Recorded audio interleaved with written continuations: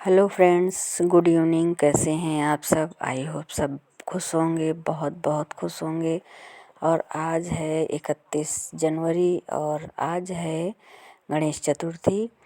और गणेश चतुर्थी की आप सबको बहुत बहुत ढेर सारी बधाई। तो आज चलिए शुरू करते हैं अपनी पूजा। तो चलिए शुरू कर लेते। साहूकारनी थे। वो दोनों बहुत कंजूस थे। वो दोनों दान धर्म पुण्य व्रत कथा कुछ भी नहीं करते थे। उनके कोई संतान भी नहीं थी। एक दिन उनकी पड़ोसन माघ मास की चौथ की कहानी सुन रही थी। साहूकारनी ने उसे देख लिया तो उससे पूछा कि तुम क्या कर रही हो। तो पड़ोसन बोली कि आज तिल चौथ का व्रत है, मैं तिल चौथ की कहानी सुन रही हूँ। ये सुनकर साहूकारनी ने उससे पूछा कि इससे क्या होता है। तो पड़ोसन बोली कि इससे अन्न धन मिलता है, संतान होती है। ये सुनकर साहूकारनी बोली, मेरे संतान नहीं है। यदि मेरी भी संतान होगी तो मैं 1.25 मन का तिलकुट्टे का भोग लगाऊंगी और चौथ का व्रत करूंगी। इसके थोड़े दिन बाद साहूकारनी गर्भवती हो गई।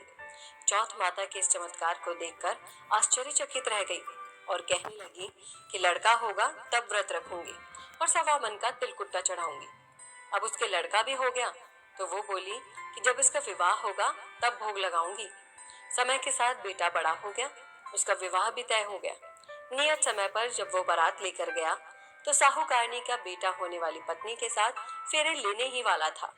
चौथ माता ने सोचा कि बेटा पैदा होने पर तिलकुट्टा चढ़ाने का बोला था, अब तो बेटा ब्याने जा रहा है तो भी तिलकुट्टे का भोग नहीं लगाया।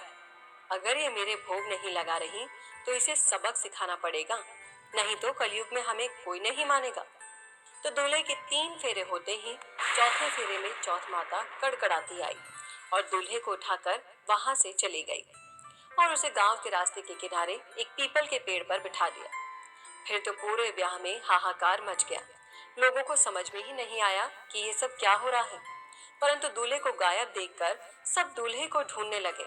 सब जगह ढूंढा पर कहीं भी नहीं मिले। अब इस तरह से बहुत दिन निकल गए। अब गणगौर आई तो चैत के महीने में गांव की लड़कियां गणगौर पूजन के लिए दूब लेने पीपल के पेड़ के नीचे गुजरती हुई गई। वहां पीपल पर से वो दूल्हा रोज एक लड़की से बोलता, आ मेरे अधब्याही दुल्हन।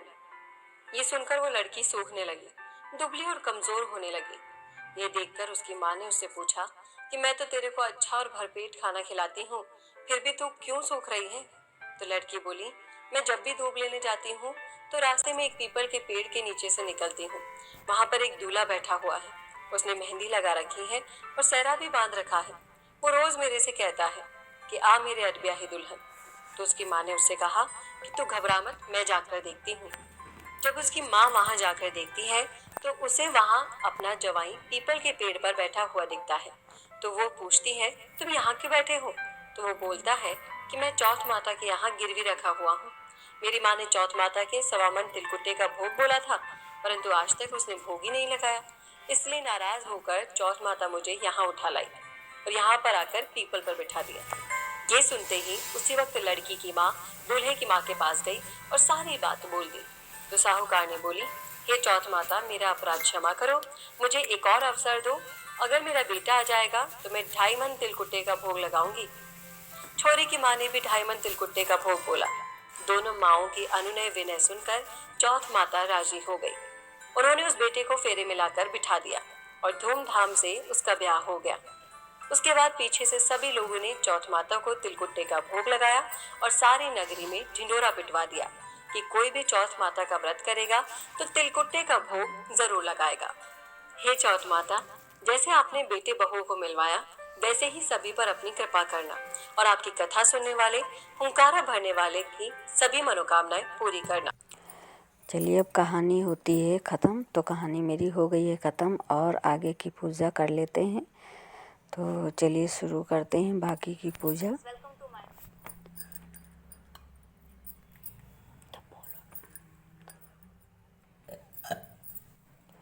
और वैसे भी ये पूजा मन से की जाती है, तो अपने दिल से, मन से और खुशी से मनाई जाती है। तो सब लोग जो है बहुत खुशी खुशी ये पूजा मनाते हैं अपने बच्चों के लिए। तो हम भी अपने बच्चों के लिए ही ये पूजा कर रहे हैं और सभी माताएं अपने बच्चों को जो है खुश देखना चाहती हैं, इसलिए ये पूजा करती हैं। तो आप लोग भी करिए और हम भी कर रहे हैं, ताकि हमारे बच्चों को कोई परेशानी ना हो और विघ्नहर्ता जो है सारे विघ्न दूर कर दें।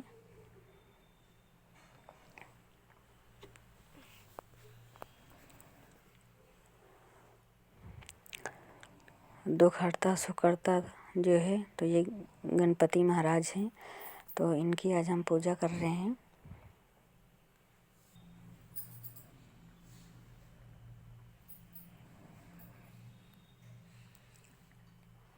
तो चलिए आरती कर लेते हैं गणेश जी की।